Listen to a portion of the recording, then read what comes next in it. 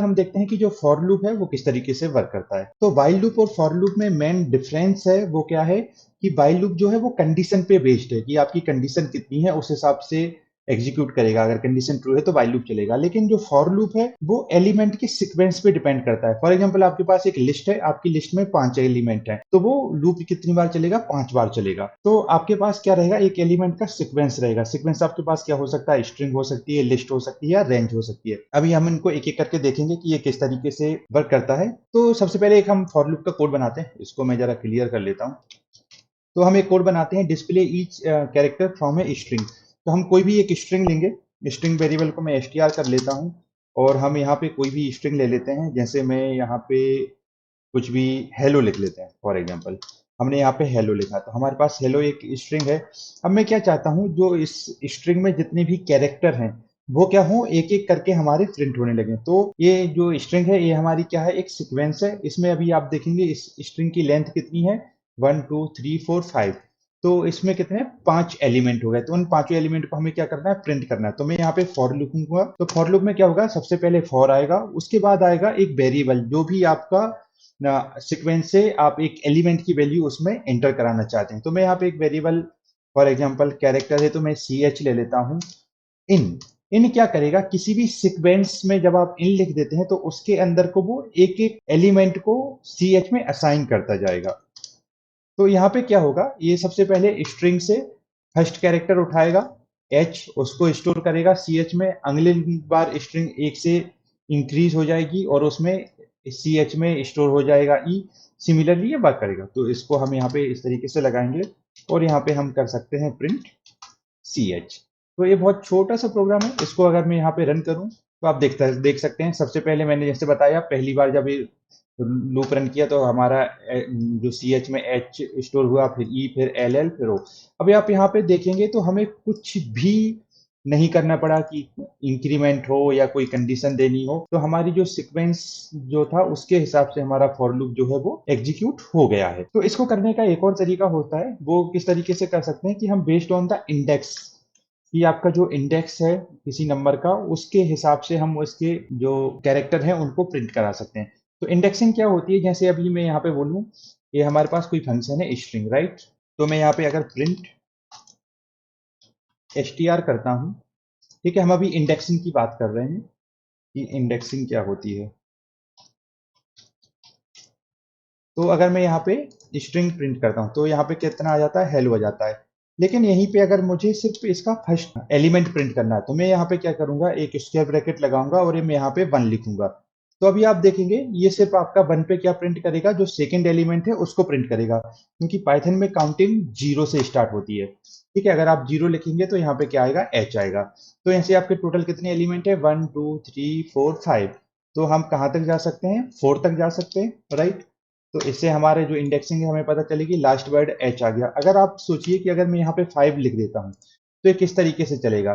तो ये आपका बताएगा कि जो स्ट्रिंग इंडेक्स है आउट ऑफ रेंज हो गया, क्योंकि आपके पास एलिमेंट तो कितने हैं, 4 ही हैं।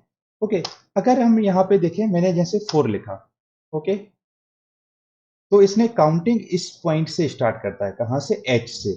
H is 0। अगर मैं बोलूं कि अगर मैं इसको -4 लिखता हूं, -4 में क्या होगा, आप देखेंगे इसने ई को प्रिंट किया है। तो यहाँ पे काउंटिंग किस हिसाब से चलेगी, ये जो 0 है, ओ है, इसको ये 0 कंसीडर नहीं करेगा, इसको ये -1 कंसीडर करेगा। अगर मैं हम इसको रिपीट में चलते हैं इंडेक्सिंग में, तो अगर मैं -1 लिखता हूं तो मेरा लास्ट कैरेक्टर प्रिंट होगा। तो यहाँ पे ध्यान रखना, जब आप लेफ्ट टू राइट जाते हैं दैट स्टार्ट फ्रॉम 0। अगर आप अपोजिट डायरेक्शन में चलते हैं दैट स्टार्ट फ्रॉम -1, क्योंकि 0 दो बार तो नहीं आ सकता है। तो इस तरीके से जो है वो इंडेक्सिंग वर्क करती है। तो अभी हम क्या करते हैं, इंडेक्सिंग का यूज करके एक एक एलिमेंट जो है उसको हम प्रिंट कराने का ट्राई करेंगे। हेलो डियर मैंने यहाँ पे लिखा। अब मैं क्या करता हूँ यहाँ पे फॉर, तो अगर आपको क्या करना है, इसके एलिमेंट इंडेक्स वाइज प्रिंट करनी है, तो सबसे पहले हम एक काम करते हैं, एक जो लेंथ है हमारे, जो मतलब टोटल कितने लेंथ है वो लेंथ कैलकुलेट करते हैं। तो लेंथ कैलकुलेट करने का जो फंक्शन है वो लेन है। ठीक है, लेन मुझे किसकी चाहिए, स्ट्रिंग की चाहिए। अगर आपको देखना है एन की वैल्यू कितनी है तो आप उसको प्रिंट करा सकते हैं। ओके, उसके बाद अगर आप कोड को रन करेंगे तो आप देखेंगे लेंथ आपकी कितनी है, 11 है। अब मैं क्या चाहता हूँ, कि जो मेरा लूप है वो 0 टू 11 तक चले। तो हमारे पास एक अगला ऑब्जेक्ट जो आता है वो आता है रेंज। तो रेंज जो है एक ऑब्जेक्ट है जो आपका क्या करता है, सीक्वेंस आपको प्रोवाइड करता है। जैसे मैं लिखूंगा, यहाँ पे अगर हम चलते हैं रेंज के बारे में अगर हम डिस्कस करें, अ, हम ओके पाइथन कंसोल पे चलते हैं। अगर मैं यहाँ पे लिखूं रेंज 1, तो आप ये देखेंगे जो हमारी रेंज है वो कितनी आ गई, 0 और 1। मतलब हम 0 से स्टार्ट हुए और 1 पे जाके एंड हमने कर दिया। तो जो रेंज जो आपका फंक्शन है ये आपका नंबर रिटर्न करता है। अगर मैं लिखूंगा रेंज 10, तो आपका जो रेंज है आपको 0 से 10 तक के नंबर रिटर्न करेगा। और इसका इंटरवल क्या रहेगा, 1 1। बाय डिफॉल्ट इसका इंटरवल जो है वो 1 रहता है। अगर आपको इंटरवल चेंज करना है तो आप इनसे कर सकते हैं फ्रॉम 0 टू 10। और अगर आपको इंटरवल चेंज करना है तो आप इसका इंटरवल 2 से भी कर सकते हैं। इस केस में आपका क्या रहेगा, जो रेंज है वो 0 से स्टार्ट होगा 10 तक जाएगा, लेकिन उसमें कितना रहेगा, 2 का इंटरवल रहेगा। अब आप सोच रहे होंगे कि इसको हम प्रिंट कैसे करा सकते हैं एक एक एलिमेंट, तो वो उसके लिए हमें किसकी जरूरत पड़ती है, फॉर लूप की जरूरत पड़ती है। तो यहाँ पे हम देखते हैं कि हमें किस तरीके से कर सकते हैं। तो यहाँ पे आप देखेंगे हमने जो लेंथ है उसको निकाल ली है। अब मैं क्या करूंगा, फॉर की एक वेरिएबल ले लेते हैं आई, या जो भी हमारे पास है। अब इसको हम किस में लेंगे, इन रेंज। ओके सॉरी, यहाँ पे स्पेस आएगा, इन रेंज। अब हमारे पास रेंज क्या रहेगी, यहाँ पे एन रहेगा। क्यों एन रहेगा, क्योंकि आपको कितनी बार इटरेट करना है इस लूप में, जितनी आपकी लेंथ है स्ट्रिंग की। तो हमारा लूप कहाँ कहाँ से चलेगा, 0 से लेके चलेगा कहाँ तक, आपकी जितनी लेंथ है 11 तक। और आई स्टार्ट कहाँ से होगा, 0 से। तो बेसिकली ये कहाँ से कहाँ तक जाएगा, अगर आप लिखते हैं रेंज 0 टू 10 लिखते हैं तो ये 0 टू 9 जाएगा। टोटल नंबर कितने रहेंगे आपके, 10 रहेंगे।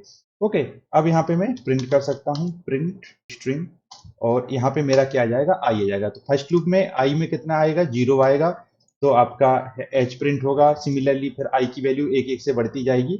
और आप देख सकते हैं कि जो आपका प्रिंट है वो यहाँ पे हो गया। तो फर्स्ट इटरेशन में आई कितना है, 0 है। फिर अगली बार कितना आएगा, आई 1 आएगा। तो 1 पे आपका क्या है, ई है। इस तरीके से ये जो है रेंज फंक्शन जो है काम करता है। एक एग्जांपल और देखते हैं रेंज फंक्शन का कि किस तरीके से वर्क करता है। नीचे ही एक कोड बना लेते हैं। तो एक सिंपल सा कोड बनाते हैं, to display odd number between 1 to 10। तो बहुत ही सिंपल सा कोड है। इस केस में हम क्या करेंगे, for I, okay, in range. तो रेंज 3 आर्ग्यूमेंट लेता है। अगर फुल आर्ग्यूमेंट की बात करें, फर्स्ट आर्ग्यूमेंट है कि आपको किस पॉइंट से स्टार्ट करना है। सेकंड है कि आपका लास्ट पॉइंट क्या रहेगा। ओके, अगर मैं सिर्फ इतना लेता हूं और इसके बाद मैं यहाँ पे प्रिंट कर देता हूँ, प्रिंट आई, तो आप देखेंगे 1 से लेके 9 तक के जो नंबर हैं वो यहाँ पे प्रिंट हो जाएंगे। यहाँ पे आप देखिए जो 1 से लेके 9 तक के नंबर हैं वो यहाँ पे प्रिंट हो गए। अब मुझे, मैंने बोला कि ऑड नंबर चाहिए। तो ऑड हमारा नंबर कौन सा होता है, फर्स्ट होता है। उसके बाद सेकंड हमारा इवन नंबर है, तो सेकंड को हमें स्किप करना है। तो हमारा जो इंटरवल है वो 1 से ना होके इंटरवल हमारा कितना होना चाहिए, 2 से होना चाहिए। तो रेंज में जो फर्स्ट है वो आपका क्या बताता है, स्टार्टिंग पॉइंट, एंड पॉइंट और आपकी स्टेप साइज। अगर अब मैं इसको रन करूंगा तो आप देखेंगे 1359 और जो आपके नंबर हैं वो यहाँ पे प्रिंट हो गए हैं। ठीक है, तो इस तरीके से जो रेंज फंक्शन है उसको हम फॉर लूप के साथ यूज कर सकते हैं।